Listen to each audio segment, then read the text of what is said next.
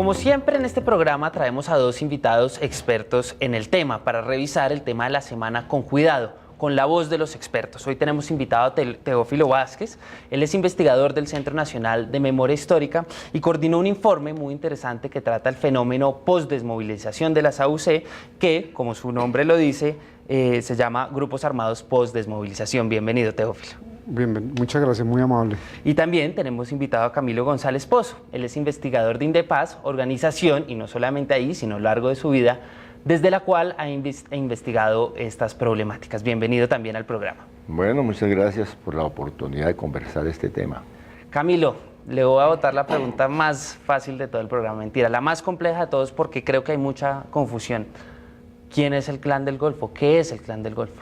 Pues bueno, el Clan del Golfo es un mal nombre.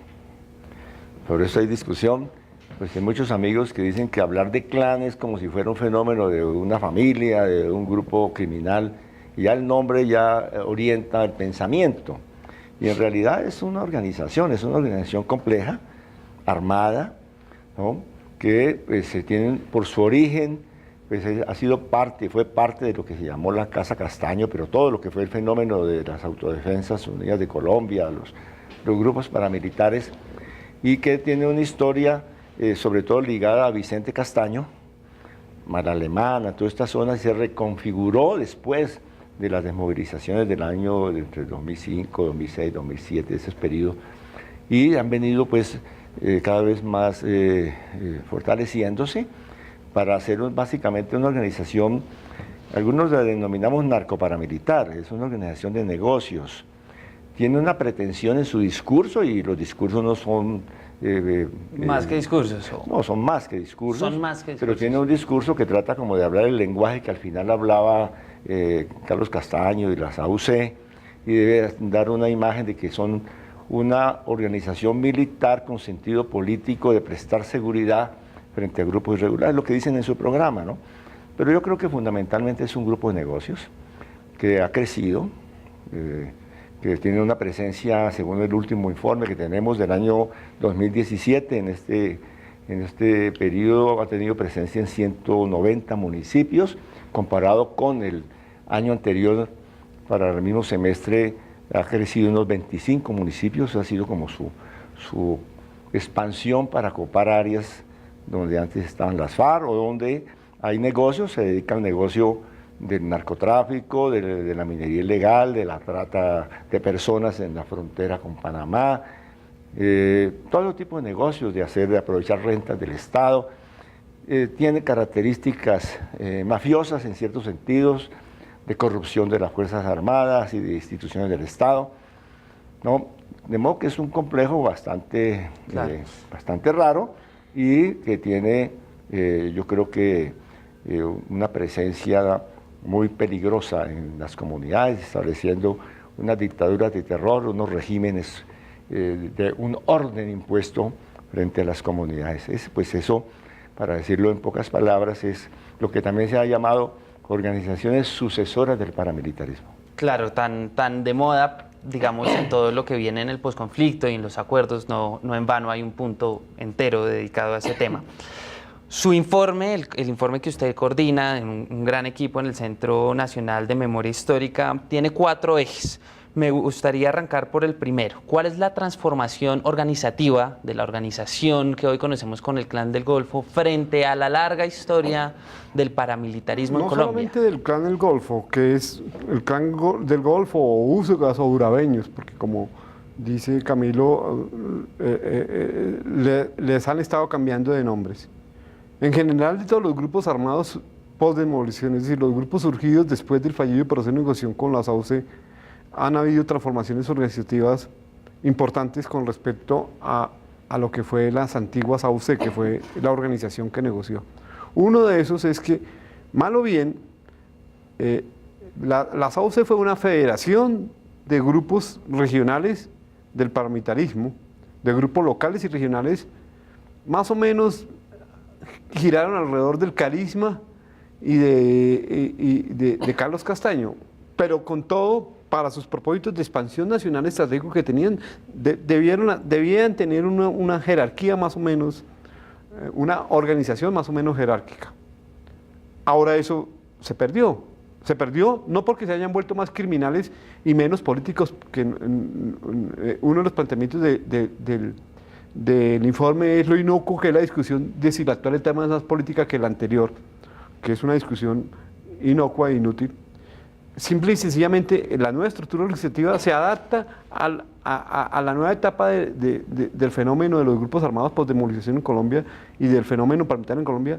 Ya no necesitan jerarquías, ya no tienen pretensiones de control estratégico, ya no tienen pretensiones de expansión nacional para enfrentarse de manera contraguerrillera, como fenómeno contraguerrillero. Simple y sencillamente tienen una estructura organizativa para controlar determinados territorios para, como dijo Camilo, seguir en sus actividades ilícitas, seguir controlando las diferentes etapas de la cadena del narcotráfico, seguir controlando diferentes actividades económicas, como por ejemplo una que anotó Camilo, que me parece muy importante que el país sepa, es que Colombia hasta hace pocos años no era centro de tráfico de personas, y ahora lo es.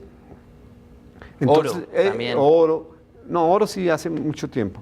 Pero entonces ellos, ¿y cuál es esa estructura? Ya no es una estructura semiparamilitar, más o menos jerárquica como las AUC, sino una estructura en outsourcing, en redes, que son las que les sirven para sus actividades ilegales, tanto desde el contrabando, como por ejemplo una nueva cambio que me parece que es importante anotar, y es que antes las AUC tenían una presencia predominantemente rural y menos urbana. Ahora están haciendo, estos grupos armados por demolición, entre esos del clan Usuga, los rastrojos, etcétera, están haciendo presencia en las ciudades. Me llama mucho la atención ese último punto. Cosa que antes no hacía. Ciudades intermedias, haciendo que controlando las economías sumergidas de las pequeñas y de las medianas ciudades en Colombia, como por ejemplo en Cúcuta, donde las AUC llegó a propósito de su guerra contra las FARC, de su expansión geográfica, de atacar los territorios de retaguardia de las FARC, pero una vez se desmovilizó las AUC, los grupos que allí estaban se quedaron a propósito de seguir controlando la economía del contrabando, que es histórica. Claro, y eso me llama la atención, sobre todo en términos territoriales. Camilo, usted ya mencionaba al principio que desde las investigaciones que han hecho desde su organización han mapeado, digamos, la penetración de estos grupos. En específico me interesa entender el Clan del Golfo, que está pues como súper en auge ahora en medios y pues en territorio. Sí. Claro, eso obviamente se da en un contexto, como lo dice Teófilo, en que hay abandono de un grupo que controlaba el territorio. ¿Dónde están? Mira, hemos hecho una evaluación, están presentes en 15 departamentos con algún tipo de actividad, ¿no? Mínimas y otras más importantes, pero en donde tiene el mayor número de municipios y concentración de ellos tienen cerca de 5.000 efectivos, según estimativos que han hecho algunas fuentes, como la Comisión Intereclesial de Justicia y Paz y otras fuentes. Esos son números raros, pero yo creo que por ahí va. Permite darse una idea. Por ahí va. Sí.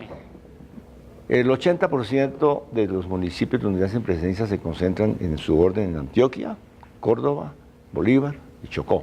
Y luego tienen otra presencia en la parte sur, pues en la parte de Nariño, Buenaventura algo, y un grupo raro de ellos que se ha desplazado y ha ido a fortalecer la parte de la frontera Meta-Guaviare. Eso territorialmente es donde están, pero aparte de esa identificación numérica por departamentos, el eje estratégico es urbano.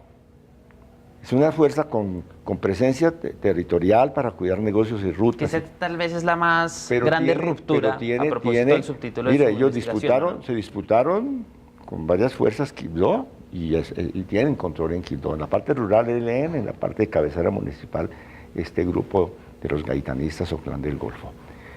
En Buenaventura ganaron buena parte de la pelea con aliados, porque ellos siempre tienen su estructura. Tiene una parte militar más estructurada, más formal, incluso con campamentos, con cierta movilidad territorial, pero muchas alianzas con pequeños grupos locales, que la Constru, que la empresa, que de acuerdo a la región, pequeñas bandas llamadas delincuenciales, pero también, que las integran. Lo mismo Tumaco, y el fenómeno de Medellín es muy particular, entonces no es el único, y es la relación que tiene con el llamado la oficina La oficina ahora. La oficina, porque ya no es la oficina de Envigado. de Envigado, También sino que cambió es el la nombre. oficina. Sí. Y han logrado entrar a Medellín. Y tienen allí control en barrios específicos y un acuerdo de orden en el conjunto del área metropolitana. Entonces, esa es la territorialidad, por supuesto, lo que aquí señalaba Teófilo en la frontera con Venezuela por Cúcuta, donde hay rutas, donde hay sensibilidades para todo este tráfico, pues ahí están ellos, ¿no? Están en un momento muy particular porque están jugándose a hacer una negociación de sometimiento o una negociación de todas maneras de entrar en acuerdo con el gobierno en términos similares a los que se dieron con las AUC. Entonces su proceso de expansión o sus modalidades de presencia en el territorio están siendo moduladas en este momento por ese objetivo estratégico que tienen en la coyuntura de buscar algún tipo de acuerdo con el gobierno. Entonces ese es como su... Pero pues por supuesto se cuidan de los negocios, hay una serie de conflictos, conflictos y coexistencia en relación con agentes del Estado. Claro, ahí es justamente otro de los ejes de la investigación que usted coordinó y es las relaciones con el Estado. ¿Qué encontraron, qué continuidades existen y qué rupturas pues se dan? Sin duda es un cambio también importante del fenómeno paramilitar visto en el largo plazo y su actual etapa de los grupos surgidos después de la negociación con los AUC. Uno de esos es su ambigua y contradictoria relación con el Estado. Unas veces han sido los paramilitares, el fenómeno paramilitar y las estructuras armadas del paramilitarismo han sido un aliado estratégico en la lucha contra la guerrillera. Lucha guerrillera entendida de la peor manera, es decir, golpear y masacrar y desaparecer lo que ellos consideran las bases sociales de la guerrilla y todos los dirigentes de izquierda y de oposición política y social en Colombia. Es decir, una manera amplia de lucha, pues. De lucha, sí. Y en ese momento eran aliados, pero también eran enemigos del Estado por su proceso de imbricación en la economía del narcotráfico, que cada vez que Estados Unidos quería apretar en su política antinarcóticos, pues el Estado colombiano se veía obligado a perseguir entre esos uno de los grupos que más se ha financiado de esa actividad, que es el fenómeno paramilitar. Ahora son enemigos del proceso de negociación, son uno de los grupos armados ilegales que se están combatiendo con mayor ahínco por parte de la policía y del ejército, y ahorita son enemigos del Estado. Y otra transformación importante con la política, no solamente con el Estado, es que fíjese que durante las AOC era una alianza estratégica para conformar un bloque parlamentario y que esos poderes locales sumaran para conformar un poder nacional, como fue la intención de las ya AOC. lo vimos. Ahora no tienen, en mi opinión y mi intuición, no tienen mucho interés en aparecer en hacer política en el sentido de deliberar políticamente. Claro, y eso es como... Ahorita su interés es simple y sencillamente neutralizar las autoridades locales para que no actúen contra ellos o corromper a algunos alcaldes para que sean parte de sus negocios y de su staff, pero no tienen la pretensión de ser actor político como sí lo tuvo las AUC. Claro, y ahí viene otro debate, pues que digamos es el que más ve uno en medios, y es bueno, son paramilitares, el gobierno ha dicho de todas formas que no, pero ellos por otro lado se presentan como autodefensas, gaitanistas de Colombia, dándole un tinte político. ¿Qué implica eso? Pues sí, yo creo que estamos en otro periodo. En este momento no hay una estrategia contrainsurgente del gobierno basada y del Estado, basada en estos grupos como punta de lanza de la contrainsurgencia. Eso no quiere decir que no se den conexiones, se dan conexiones, complicidades, corrupción, pactos de conveniencia, de negocios en regiones. Incluso hemos recibido y hemos escuchado de las comunidades la existencia de nóminas paralelas, donde todavía existe esa modalidad donde estos grupos para mantener sus negocios comparten y pasan sueldos a autoridades o a elementos de la fuerza pública, es decir, pero hay un cambio de momento histórico, un cambio de situación y también del lugar de estos grupos. Estos grupos ya, por eso podríamos decir que son, algunos los llaman neoparamilitares, nosotros los hablamos de narcoparamilitares. El paramilitarismo... Claro, ¿cuál es la consecuencia práctica de llamarlos de una u otra forma? No, es cómo se da la relación con el Estado. ¿Sí? Cuando hay una relación estratégica y de subordinación incluso, de complementariedad, de acción común, donde se le asigna desde las unidades de mando del Estado, se le asigna una función en la delegación del orden público, de manejo del orden público y de contrainsurgencia, estamos ante la forma clásica del paramilitarismo, que en Colombia se ha dado en algunos periodos, pero eso ha cambiado. Entonces, en este momento hay otra modalidad donde estos grupos tienen relativa autonomía en sus negocios, complicidades, y entonces la estrategia de combate son distintas, ¿no? Y la manera como se busca disolverse.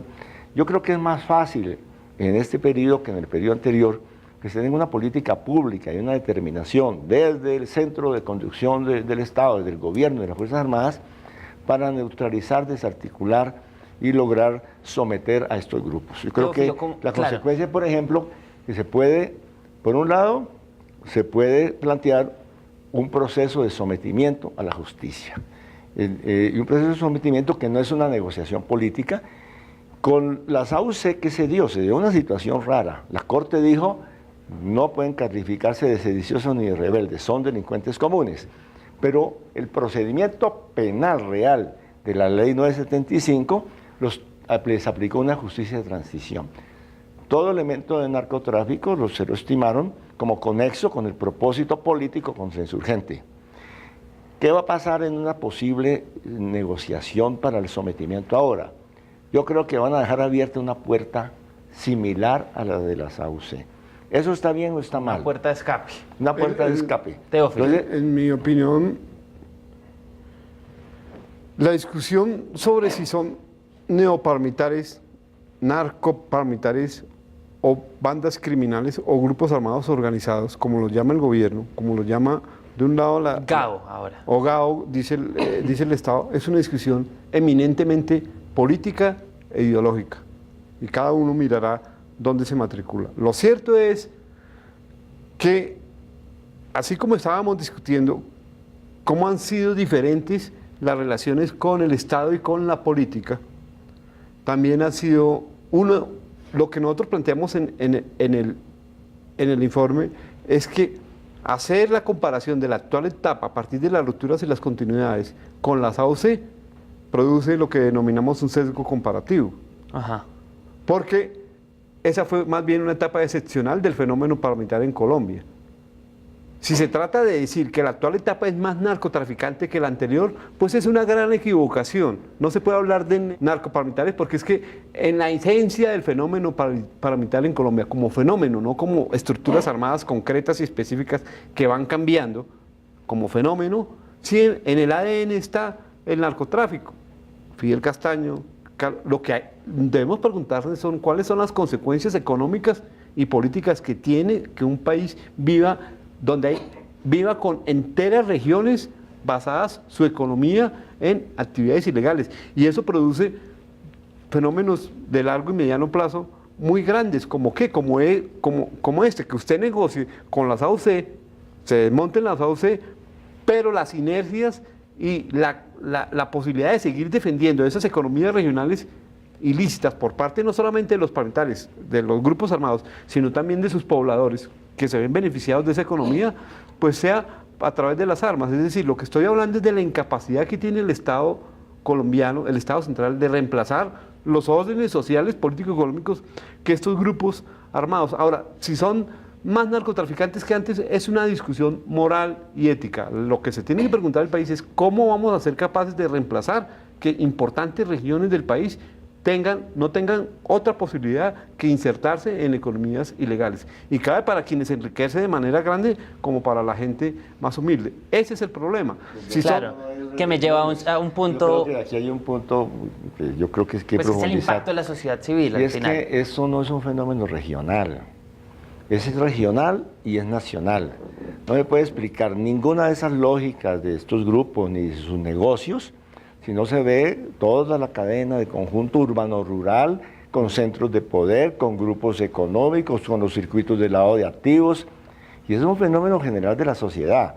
Entonces esa idea de decir, no, el fenómeno paramilitar, neoparamilitar, narcoparamilitar y demás es de unos grupos armados y de unas regiones por allá apartadas, eso distrae la política, es un complejo que interactúa con muchas redes de la sociedad y de la institucionalidad. Entonces, si no se ve de conjunto y solamente nos remitimos a unos grupos armados, yo creo que la fallamos. Eso tiene es un conjunto de alianzas, donde se interviene la política, la economía, lo militar, lo legal y lo ilegal.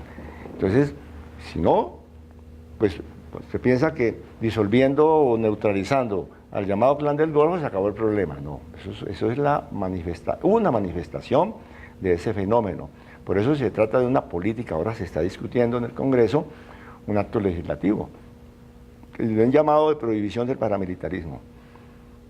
Allí hay que mirar las cosas, sí, está muy bien que se prohíba, que se formen grupos legales o ilegales, que asuman funciones de orden público del Estado y de consinsurgencia, ¿no es cierto? Pero reducir el paramilitarismo solo a expresiones armadas de este tipo... Claro, que es un poco la discusión, por ejemplo, se va a decretar un cese bilateral con el ELN y una de las cosas que ellos pedían era eso, acciones de alerta temprana, mecanismos de alerta temprana, prestar atención a los grupos que ellos dicen que son... surgen después del paramilitarismo. ¿Es demasiado local esa visión? Yo lo que creo es que tanto las guerrillas, el ELN y la izquierda en general sigue matriculada en una concepción demasiado simple del paramilitarismo. El paramilitarismo en Colombia no es solamente y exclusivamente un aparato del Estado para hacer actividades ilegales contra la oposición política. Eso lo ha sido un aliado estratégico en la lucha contra el insurgente, entendida además de manera abusiva por parte de los grupos de derecha contra todos los militantes armados y no armados, lo cual ha sido nefasto, el caso de la Unión Patriótica.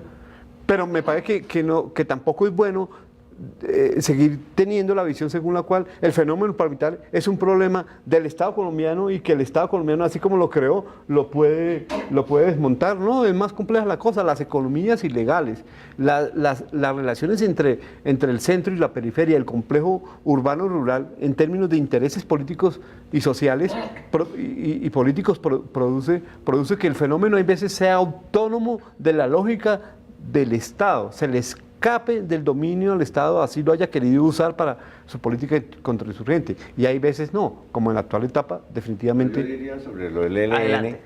a mí me parece que en el acuerdo de Quito, que habla de hacer una política humanitaria de protección a la población y dentro de eso incluir algunos mecanismos como el sistema de alertas tempranas mejorado o una protección a los líderes sociales, creo que es un acierto de ese acuerdo. Lo que pasa es que hay que ver hacia dónde se conduce eso en sus múltiples manifestaciones.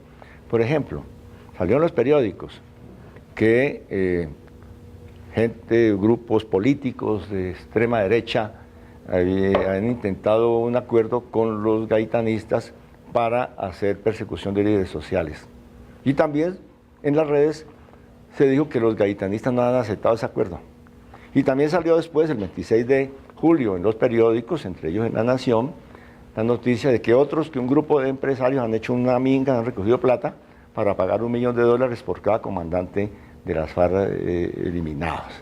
Es decir, no, sin duda. Líderes sociales. Entonces, yo digo es que hay en relación a este tema del paramilitarismo, hay que mirar las conexiones políticas que han cambiado, no son las mismas de hace 8 años ni hace 10 años.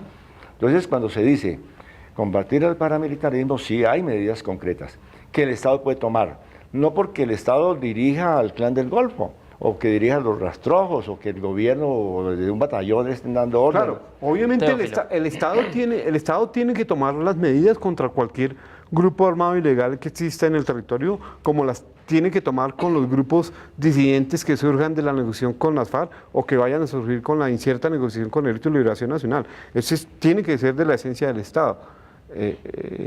Y lo puede hacer, y lo tiene que hacer con diligencia, y el Estado colombiano ha sido, en mi opinión, negligente frente a la grave situación de amenazas y de sistemático asesinato y amenazas contra líderes sociales y políticos en el actual contexto hoy, en el actual contexto de aplicación de los acuerdos y del proceso de negociación en Quito y de la implementación territorial de los acuerdos de La Habana, y el Estado ha sido negligente con eso. Necesita mayor voluntad política del Estado. Claro que viene... Ahora, yo en las alertas tempranas no creo, eso es entretenimiento para ONGs, eso no... Fortalecer las alertas tempranas lo único que lograría es darle más presupuesto a la Defensoría y a sus... y a quienes... Claro, que ahí me lleva a ir yendo hacia el final. ¿Cuáles son los retos que vienen en esta etapa para combatir este complejo que ustedes dos muy hábilmente han descrito a lo largo de este programa? Son varias iniciativas que se pueden tomar simultáneo, ¿no es cierto? Pero que una es avanzar en la línea de ensayar el sometimiento a la justicia. Yo creo que estamos en un momento propicio. Lo que ha pasado... Ha terminado una guerra de unas dimensiones impresionantes con el paso de las FARC a la acción política y que no existe un ejército guerrillero que era el central, eso es cambio. El acuerdo, aunque sea por 4 meses de cese al fuego y por parte de las hostilidades ahí también, parcial y desescalamiento con el ELN me parece muy importante. En ese ambiente, ¿no? Y ojalá pues el Papa mande allá todos sus mensajes, muy importante avanzar en este otro punto, utilizando también las estrategias de la negociación. Sí, suena raro. Solo si el reto que representan los grupos armados por desmovilización, entre esos el más grande e importante, que son el denominado Clan del Golfo, o úsugas, o gaitanistas, o urabeños, a lo cual la gente de Urabal protestó con ese nombre, con cierta razón, no puede ser solamente militar. Incluso en el militar tiene sus problemas. Si fuese solamente militar, que no lo es, tiene sus problemas, porque una cosa es la política de golpear cabezas que funcionó con las FARC, porque las FARC es una estructura armada, organizada y jerárquica, y darle usted a sus cabezas producía golpes morales, golpes de legados organizacionales importantes. Y otra cosa es darle golpes a mandos medios y a grandes mandos en una estructura que funciona en red, que al contrario, en muchas regiones lo que ha producido esa política de golpes a mandos medios, comandantes medios de los grupos armados por devolución, lo que produce es atomización y una disputa violenta entre los herederos de ese comandazgo que produce más violencia. O sea que ese equívoco trasladar lo que dio resultados con las FARC a los grupos post-desmovilización. Y segundo, porque creo que el